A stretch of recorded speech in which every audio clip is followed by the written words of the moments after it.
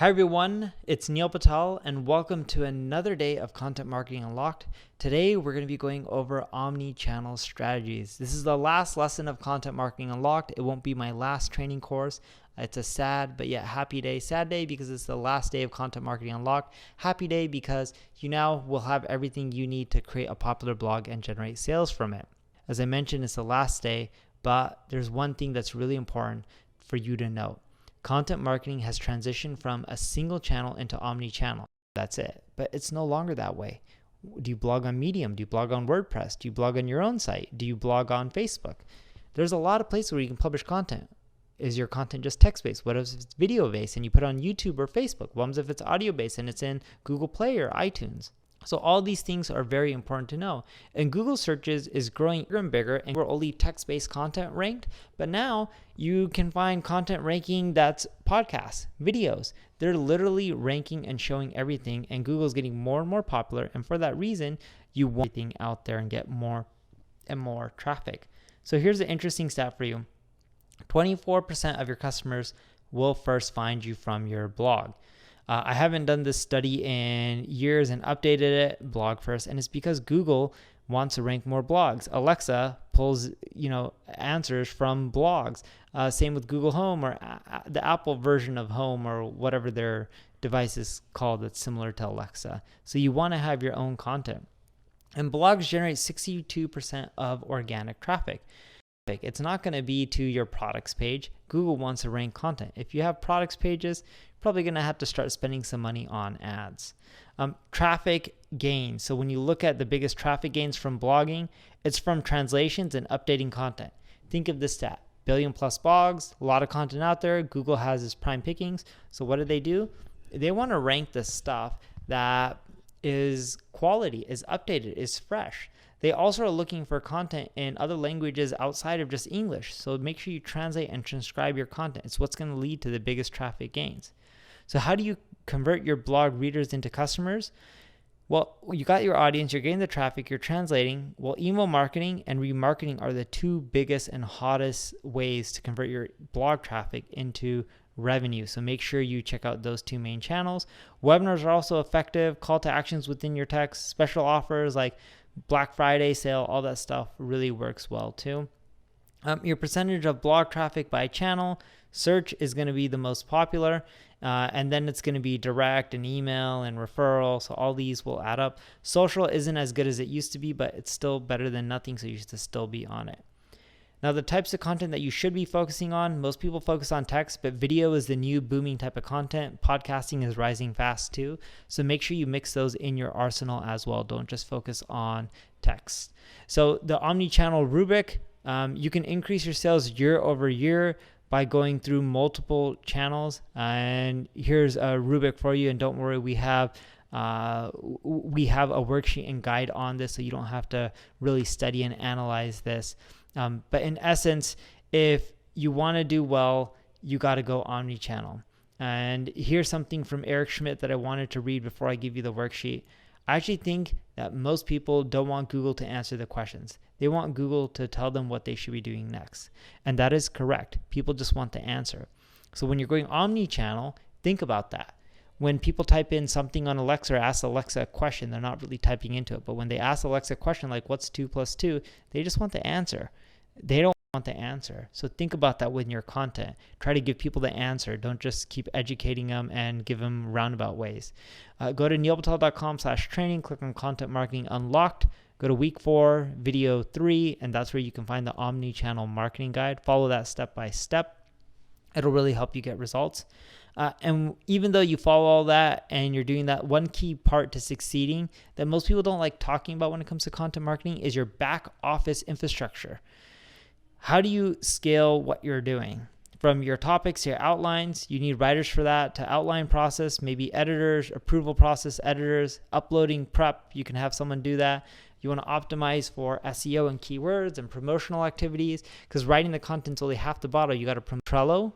It's a great way where you can just list everything out. And there's a lot of other tools for it as well. So that way you can just keep everything in a really clear, easy to understand manner. And that helps you streamline the operation. If you're trying to figure out how to scale things up, there's a lot of people that you can end up following. Other than just me, there's NerdWallet, TechCrunch, Credit Karma, Healthline, Penny Hoarder. I love that site. HubSpot does really well. Skincare by Elena for e-commerce. These are all examples of sites that you should follow and learn from. It'll help you scale your content marketing operations. And it's just super valuable. I know you're thinking like, hey, I'll follow these sites, I'll learn it, but should I really invest in it? Well, Investopedia does 14 million in revenue. Dr. Axe is over 20. Healthline's over 100. The Penny Hoarder's over 36. NerdWallet's over 100. Credit Karma over $1 billion. That's the value of content marketing. And I pulled those stats from just Googling and searching the web. Some of them are on the Inc. 500 list, so that helps make it a little bit easier. Of course, as you create content, you're doing your marketing, you want to analyze and measure the results. You want to set up your analytics correctly in Google Analytics, so that way you can figure out, all right, what keywords are in striking distance, what piece of content drive the highest rankings. You don't want to just create content for the sake of it. There has to be some sort of conversion touch point, and that's why these metrics are super important. It's going to vary business by business, but you got to figure out what works for you. And one big thing that really helped me throughout this whole process is, looking at case studies, market data, field reports, because a lot of people look at those and those are really high converting. And what you'll probably find out with your analytics when you do the tracking, that any posts that you have that are data oriented tend to probably bring in more revenue. And if you're not sure how to create those data-driven posts, check out neilpatel.com/training. Go to Content Marketing Unlocked, week 4, video 3, and we have a case studies of market data and field report for you to help you create that type of content that drives that revenue. Look, you figured everything out. I hope you're following everything. I know this is the last lesson in this content marketing series. Keep in mind, you can't forget the marketing in content marketing. You need to be a great marketer. It's not just about writing content. And there's some things that make up great marketers, and I want to go over them. First is to be ambitious. The most successful content marketers have a desire to win, and they refuse to just settle for just writing content. That's the kind of effort that'll make you rise to the top. You gotta keep pushing on marketing. Be ambitious. You also need to understand your audience. The next time you're out in a cafe, take a little time to learn they're using your phones. Understanding that why and how you can improve people's lives will make your content more popular. If you aren't sure on the solutions that people are looking for, you can use Ubersuggest. Type in a keyword, go to the keyword ideas reports. It'll give you ideas of what people are typing in. And a lot of times there's solution-based keywords, and it'll give you an idea of what you need to write on. Of course, you need to be focused. If you aren't focused, you don't have your routine, you're not cranking out content on a consistent basis, and you're not pushing hard, you're not going to win, because there's other people who are focused because they know it's an effective channel. I also want you to have creativity and imagination. Copying everyone isn't going to make you succeed. You don't win by copying. You win by doing something better than your competition. Sure, copying isn't the worst thing in the world, but that's not what creates massive, big companies. It's innovation and creativity. Don't forget the hard work as well. I always tell people one of my favorite jobs I ever had was picking up trash and cleaning restrooms. When my daughter grows older, I want her to do the same thing because it taught me what hard work is, and I don't want her to take life for granted, because hard work is what causes you to succeed. It's not just by being lazy. Without hard work, you're not going to win. Nothing will end up coming to you. You got to work for it. I also want you to embrace your teammates. Look, there's no I in team. Without your team, you won't be able to build a big business.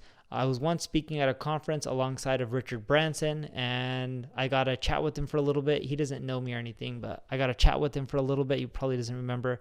And I asked him, what was one of the keys to your success? And he said, my team. He's like, it wasn't me, it was my team. Hire and build a great team, and that's a key to succeeding.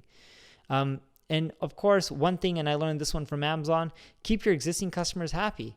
Yeah, you can do content marketing, you can drive more traffic, you can optimize for conversions, but if you don't keep your existing customers happy, you won't win. Amazon does well because their existing customers keep buying from them over and over again. And I love running surveys through Hotjar and SurveyMonkey because that'll help you figure out what you're doing right and wrong to keep your customers happy.